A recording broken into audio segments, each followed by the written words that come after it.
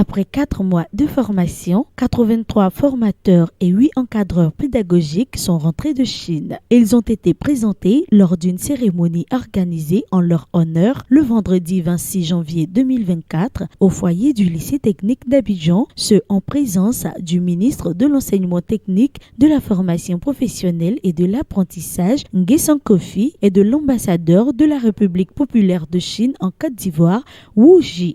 J'ai la conviction que sous les efforts des deux parties, la coopération entre nos deux pays, dont la formation professionnelle sera aussi fructueuse.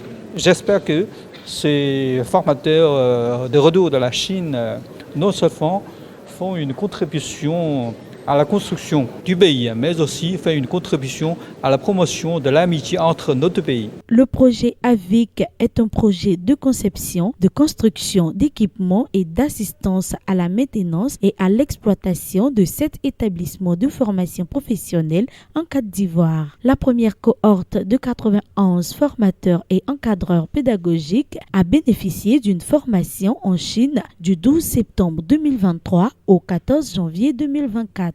La deuxième vague se rendra bientôt dans le même pays. Elle est constituée de 93 formateurs et encadreurs pédagogiques ainsi que de 15 chefs d'établissement. Il était de notre devoir de sélectionner une première cohorte de 90 enseignants de notre secteur pour 4 mois de formation de présence sur le territoire chinois.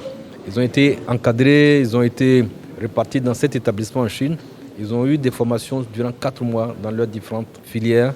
Et ils sont de retour. Donc avec l'appui de son Excellence, Monsieur l'ambassadeur Wu Ji, l'ambassadeur de Chine près de la Côte d'Ivoire, nous avons organisé cette réunion pour les accueillir, pour comprendre leurs sentiments et pour comprendre aussi leur dévouement et ce qu'ils attendent de l'avenir. Je crois que c'est une expérience extrêmement importante.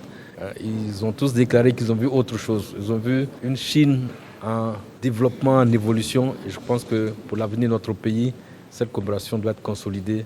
Faire en sorte que la deuxième cohorte qui va partir bientôt en Chine puisse aussi profiter de ces mêmes accueils, installations et à la fin de l'opération que nos partenaires chinois nous accompagnent aussi dans la maintenance et dans la délivrance des enseignements. Les 7 établissements concernés sont ceux en construction à Ebimpe, Yamoussoukro, Dabakala, Korogo, Kong, Béléban et Diabo.